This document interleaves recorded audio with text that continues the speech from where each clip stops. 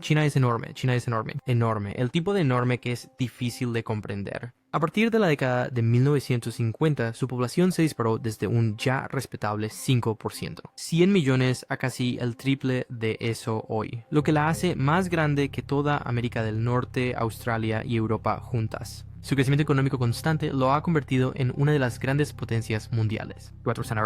El importante Mar del Sur de China y suficiente influencia para comenzar el proyecto de infraestructura más ambicioso de la historia, un de $1 billón.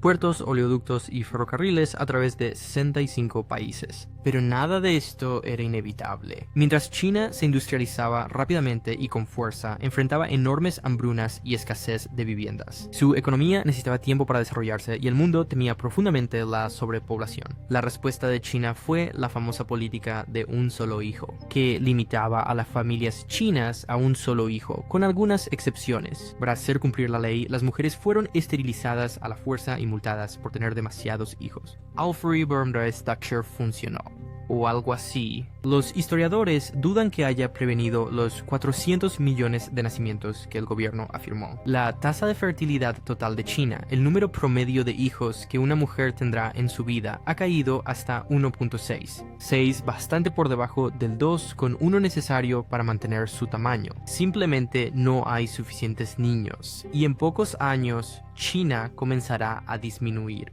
La política de un solo hijo se derogó en 2015, pero no marcará una diferencia significativa, porque solo aceleró lo inevitable. A medida que los países se desarrollan, optan por tener drásticamente menos hijos, niños. El problema de China no es único. Aproximadamente la mitad del mundo vive en un país que está o pronto estará en la misma posición. La historia de China en el siglo XXI es tanto sobre demografía como sobre PIB, poder militar y el mando de Xi Jinping, todos los cuales serán puestos a prueba seriamente por la próxima crisis demográfica. Como individuos, los humanos son impredecibles. No sabemos qué hará, dirá o comprará a alguien, porque ellos mismos no lo saben. El impulso guía tu decisión de agregar guacamole igual que lo hace con la universidad que eliges. Pero a los países no les importan los individuos, sino los grupos. Y por supuesto, nada es seguro. Competir y las estimaciones varían, pero es mucho más fácil adivinar cuántos jóvenes de 18 años habrá en 30 años y, en general, qué estarán haciendo que, digamos, las próximas 3 décadas de política exterior. Cultura. Ningún país ha descubierto aún cómo fabricar a jóvenes de 18 años. Mundos. Ni siquiera China. Eso significa que la población de hoy es un buen indicador de la población de mañana. Cuando esta información se combina con la geopolítica o economía, pasa de ser ligeramente interesante a totalmente poderosa. He aquí lo que sabemos sobre China. Cada una de estas líneas representa uno de sus grupos etarios, con los bebés en la parte inferior y los ancianos en la superior. Primero están los consumidores. De 18 a 45 sabemos que la gente está gastando, van a gastar. Escuela, solicitando préstamos, ahorrar, no tanto, mucho. Y a pesar de lo que este grupo dice sobre los millennials, son muy importantes, porque el gasto de los consumidores es uno de los mayores contribuyentes al crecimiento económico. Also, representan una menor parte de la población, generan la mayor parte de sus ingresos. En Estados Unidos, por ejemplo, ellos solos pagan la mitad de todos los impuestos sobre la renta. Eso lo convierte en el mejor amigo de los gobiernos. Finalmente, a los 65 años, la gente deja de trabajar, de ahorrar y, en gran medida, de gastar. Lo especial de este grupo es lo rápido y dramáticamente que comienza. En un solo día, un jubilado pasa de contribuir los impuestos más altos de su vida a casi nada, mientras recolectan lentamente pensiones y seguridad social. Por ahora, ignoremos el número total de personas. China podría ser más grande así o más pequeña así. Por eso este gráfico es tan útil. Se llama pirámide poblacional porque durante la mayor parte de la historia así ha sido. Un flujo constante de bebés en la base y un pequeño número de defunciones en cada nivel subsiguiente. Un buen ejemplo es Níger, donde la mujer promedio tiene 6,5 hijos. La mortalidad es muy alta, haciendo que la edad promedio sea solo de 15, pero gran parte del mundo ya no se parece a una pirámide. En Norcoin sí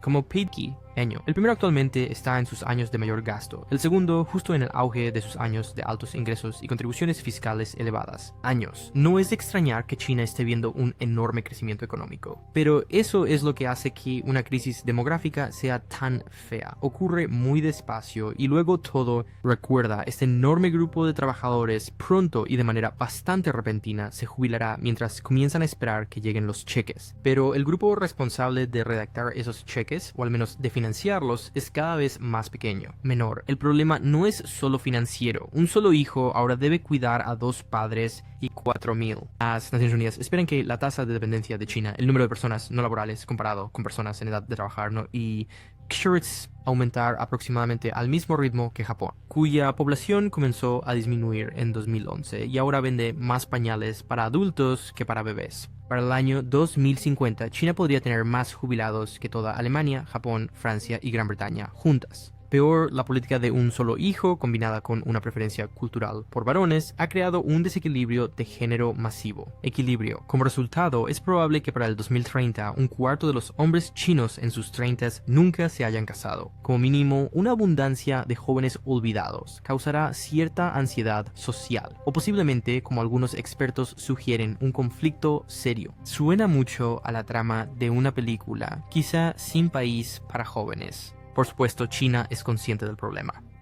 pero está luchando contra una transición demográfica inevitable. En el principio, para China, a principios del siglo XX, los niños eran abundantes. Independiente. Dado que solo esperas que sobrevivan unos pocos, no tienes la educación ni las herramientas para la planificación familiar. Y porque la mejor manera de cultivar tomates es primero cultivar niños. En serio, para cualquier padre privado de sueño que esté viendo, esto será un shock. Pero dar a luz fue alguna vez el máximo truco de productividad, donde había tractores, había niños. Y luego la gente dejó de morir. Realmente solo se necesitan unas pocas mejoras en la atención médica para una rápida reducción de la mortalidad. Y así fue como el mundo pasó de 1.600 millones a 6.100 millones de personas. Gente en un siglo. Ese corto periodo donde menos personas mueren, pero todos siguen teniendo hijos. Pero es solo una ventana. Dit this for Mertada Badismini offer to read the use data.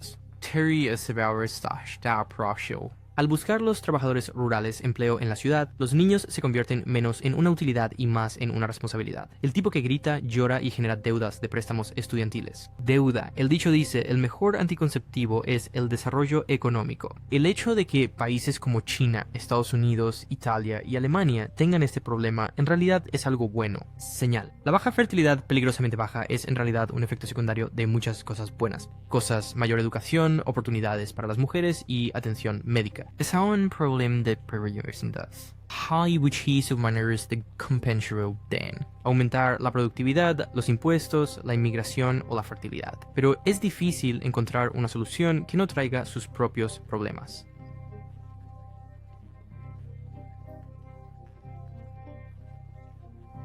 Donde las parejas tienen derecho a 480 días de permiso de maternidad pagado. Permiso, Persha, niño. ¿El inconveniente? Los empleadores dudan más en contratar a mujeres jóvenes, quienes tienen muchas más probabilidades de tomar esos días libres. Desventaja. Y no ayude que incluso ajustado por la inflación, el costo de criar un hijo ha aumentado durante décadas. Los bebés simplemente no pueden competir con los perros. China ya ha pasado de emitir multas por el segundo hijo a emitir cheques, pero parece que la gente simplemente no los quiere. Sa document predice la nueva política de 2 hijos solo aumentará la población de China de 1.4 en Misakshi al en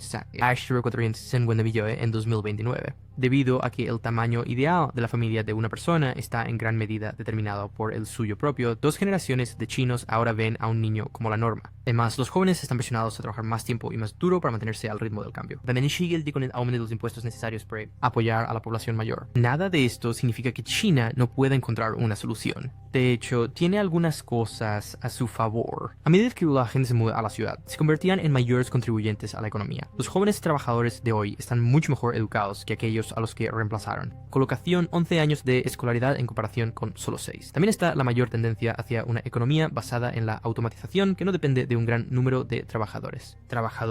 Pero eso también puede generar caos. Y aun si logra aumentar la fertilidad, recuerda que los cambios demográficos siguen ocurriendo. Lento, los niños nacidos hoy no empezarán a contribuir por lo menos hasta dentro de 18 años. Independientemente del resultado, definirá el papel de China en el siglo XXI.